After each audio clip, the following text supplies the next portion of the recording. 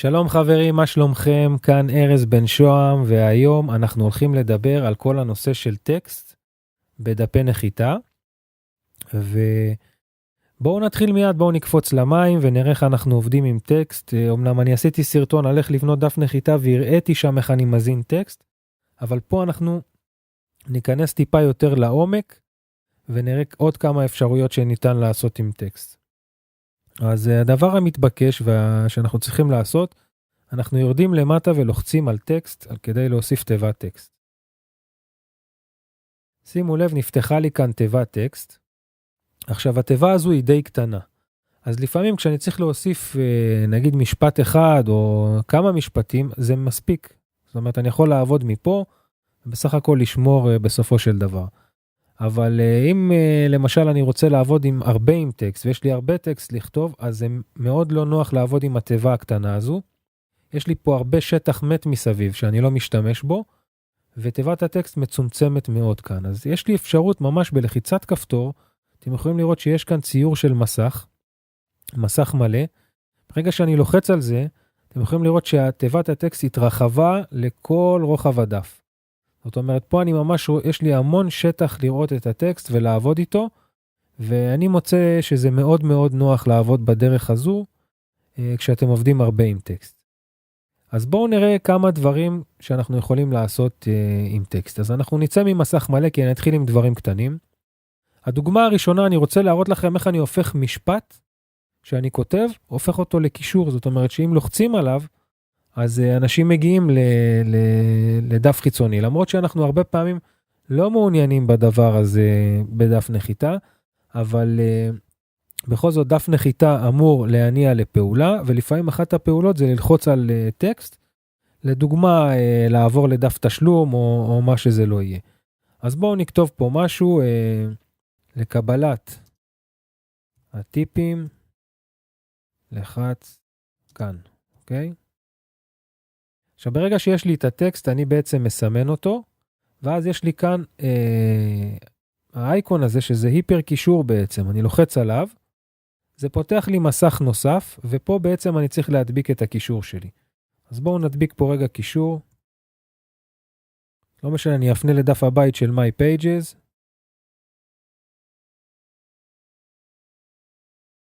וככה, צריך לשים לב מה קורה במסך הזה. יש לכם למטה עוד הגדרה שנקראת Target. ו-Target זה אומר ככה, יש לנו ככה, Open in this window frame, זאת אומרת, ברגע שילחצו על זה, זה פשוט ידרוס את הדף שהם נמצאים בו כרגע. אפשרות נוספת זה Open in new window, זאת אומרת, במקום לדרוס את הדף שבו הגולש נמצא כרגע, אנחנו פותחים את הקישור בדף נוסף. אני כבר אראה לכם את הדוגמה לזה. אז בואו נתחיל מהגדרה רגילה, נעשה Insert, ונלחץ על שמור. עכשיו אני אלך לתצוגה המקדימה שלי, אני רענן פה את הדף, בתצוגה המקדימה, ואתם יכולים לראות למטה שיש לי את הטקסט עם הקישור. עכשיו שימו לב, אני כרגע נמצא בלשונית בדפדפן, ואני לוחץ על הקישור, תסתכלו, מה שקורה זה שהדף נדרס, זאת אומרת, הדף שבו לחצתי נעלם, ובמקומו הגיע דף היעד, כן, שאליו אני כיוונתי. אז זו אופציה אחת, לפעמים אנחנו לא נרצה שהדף הזה ייסגר, אנחנו רוצים שהוא עדיין יישאר, אז בואו נחזור לעריכה. אני אלחץ על עריכה על התיבת טקסט הזו, אני אסמן את הטקסט של הקישור, אני אלחץ פה על היפר קישור, נפתח לי עוד פעם החלון הזה, ועכשיו אני אסמן Open in new window. לוחץ OK ושומר. עכשיו בואו נחזור לתצוגה המקדימה, אני רענן את הדף, והנה הקישור שלי פה למטה, שימו לב שאני לוחץ עליו, בעצם נפתחה לי לשונית חדשה, זאת אומרת הדף הזה עדיין נמצא כאן, אוקיי? ולא משנה כמה פעמים אני אלחץ כאן, פשוט תפתח את זה בלשונית חדשה, בלי לסגור את הדף המקורי שממנו הגעתי. אז זה לבחירתכם. אוקיי, אז עד כאן ראינו איך אנחנו מוסיפים קישור לדף, אוקיי? עכשיו בואו נעבור לאופציה השנייה. בואו נלחץ פה על עריכה, אני אמחק את הטקסט הזה, ובואו נאמר שאנחנו רוצים להוסיף כאן תמונה לחיצה. זאת אומרת, אנחנו רוצים להוסיף איזושהי גרפיקה, זה יכול להיות גרפיקה של כפתור, שבלחיצה עליו אנחנו מגיעים לדף אחר. מתי אנחנו נשתמש בזה? ניתן לכם דוגמה. למשל שאנחנו עושים וובינר ואנחנו רוצים מדף הנחיתה להזמין אנשים להקליק כדי להירשם לוובינר. אז בואו נראה איך אני עושה את זה. קודם כל אני צריך תמונה, אז אנחנו נוסיף כאן תמונה למטה, כן? התמונה שאני מוסיף כרגע זה לא מה שיהיה הקישור, כן? תכף אתם תראו למה אני מתכוון. אני לוחץ על בחר או החלף תמונה, ואני יורד למטה, יש לי פה כפתור שנמצא בתמונות סטוק, שזה הרשמה לוובינר, הוא נראה ממש קטן כרגע, כן? אבל אני רוצה שתדעו משהו על תמונות. כל תמונה שאתם רואים בדף אינטרנט, וזה לא משנה באיזה אתר, יש לתמונה הזאת כתובת אינטרנט משל עצמה. אוקיי? איך אני יודע מה הכתובת? שימו לב שאני עובד על כרום, על דפדפן כרום, אז אם אני לוחץ קליק ימני על התמונה, יש לי כאן מה שנקרא Open Image in New Tab. אז אני לוחץ על זה, ואז אתם תראו שבעצם נפתחה לי התמונה בטאב חדש, ופה אני ממש רואה אותה בגודל מלא, אבל מה שחשוב, אני גם רואה את הכתובת אינטרנט שלה, אוקיי? פה בדפדפן. זה בעצם הכתובת אינטרנט של התמונה. עכשיו אני אעתיק את זה, את הכתובת הזו, אני חוזר לעריכה, שימו לב שאת התמונה שהוספתי אני מוחק כי אין לי צורך בחלק הזה באמת, אני רק חיפשתי את הקישור לתמונה, עכשיו אני חוזר לטקסט שלי, אוקיי? עריכה. אני מוחק את הטקסט הקודם שהיה לנו כאן, אני לא צריך אותו. ואני רוצה להוסיף את התמונה לפה. אז יש לי כאן אייקון עם ציור של תמונה, לא יודע, נדמה לי שזה עץ כזה, משהו עם עץ, אני לוחץ על זה, נפתח לי חלון חדש, וכתוב לי כאן image URL. image URL זה הכתובת אינטרנט של התמונה, אז אני פשוט מדביק פה את כתובת התמונה. דבר נוסף שחשוב, שימו לב שיש כאן שני שדות, כן? image description ו-title. חשוב מאוד גם למלא כאן טקסט, תכף אני אראה לכם למה. אז אנחנו נכתוב כאן, כדאי להירשם, יהיה מעניין. אוקיי? מה נעשה לזה? נעתיק את זה. אני אדביק את זה גם בטייטל. ואני אלחץ על insert. אז אתם יכולים לראות שנוספה לי כאן תמונה, אוקיי? וזהו, בואו נשמור את זה רגע. יופי, שמרתי, בואו נלך לתצוגה המקדימה שלי, זה אני כבר לא צריך, תצוגה מקדימה, אנחנו נרענן את הדף.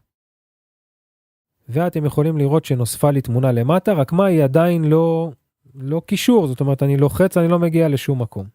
בסדר? אבל התמונה נמצאת כאן. עכשיו בואו נראה איך אני הופך אותה לקישור, זה די דומה למה שעשינו עם הטקסט. אני אלחץ על עריכה, אני אסמן את התמונה, קליק אחד, ואני אלחץ על קישור. עכשיו אני צריך להכניס כאן את הקישור שאני רוצה. בסדר? עוד פעם, אני אקשר לדף הבית של My Pages כרגע.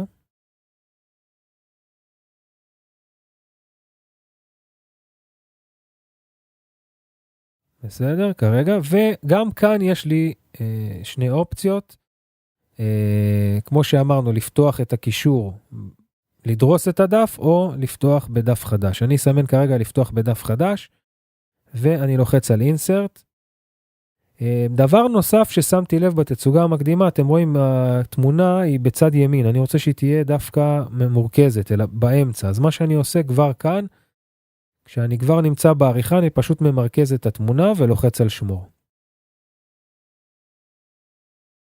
עכשיו אנחנו נלך לתצוגה המקדימה שלנו, נרענן את הדף, ומה שאתם רואים כאן, התמונה במרכז, היא הפכה להיות קליק. שימו לב שכשאני עומד על התמונה, נפתח לי ההערה ששמתי, כדאי להירשם יהיה מעניין.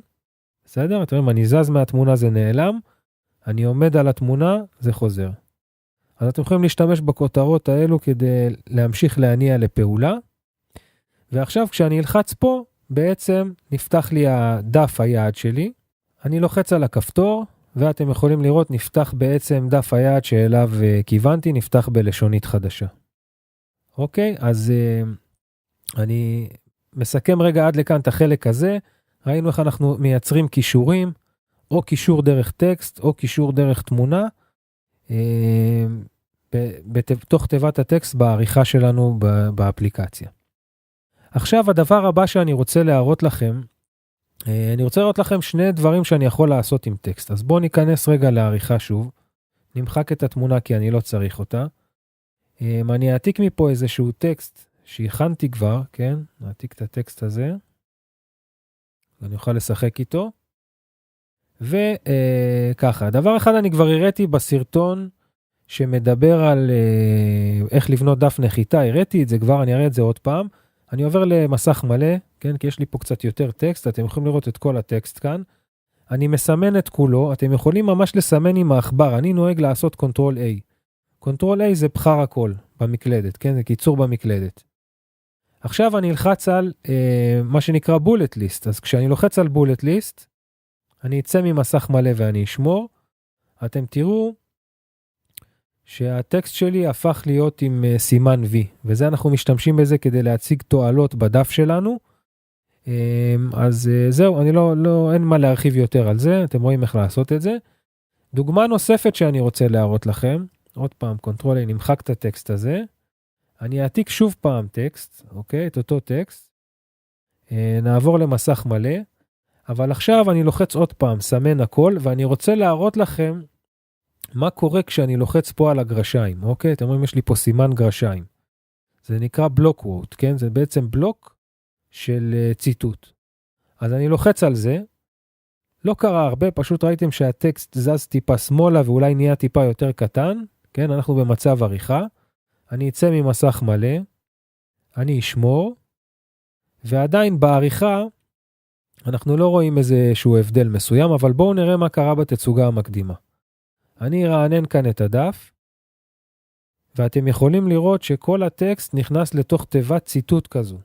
מתי אנחנו נשתמש בזה? בדרך כלל שאנחנו מציגים טסטימוניאלס, אנשים שמעידים על השירות והמוצר שלנו, אז אתם רואים, אנחנו נשים את זה בתוך תיבה מודגשת, עם רקע, עם הסימן גרשיים פה בצד, או באופן כללי, אם אנחנו רוצים לתת איזה ציטוט מסוים, או אנחנו רוצים להדגיש משהו בתוך הדף נחיתה שלנו, אנחנו נשתמש בדבר הזה. אוקיי חברים, אז עד כאן על הנושא של הטקסט, בסדר? אתם יכולים להיכנס ולשחק, יש פה עוד כל מיני אפשרויות. אני הצגתי לכם פחות או יותר את הדברים שאני משתמש בהם בעיקר. לא הרחבתי יותר מדי, אולי אני אתן שני מילים, כן, אתם יכולים לקחת טקסט ולהגדיל אותו, אוקיי? יש לכם פה אפשרות להגדיל טקסט, להפוך אותו לבולד, לשנות לו את הצבע, לפי הצבעים שיש כאן, או לבחור אפילו עוד צבעים, מתוך מגוון גדול יותר של צבעים. בסדר, אנחנו נעשה apply.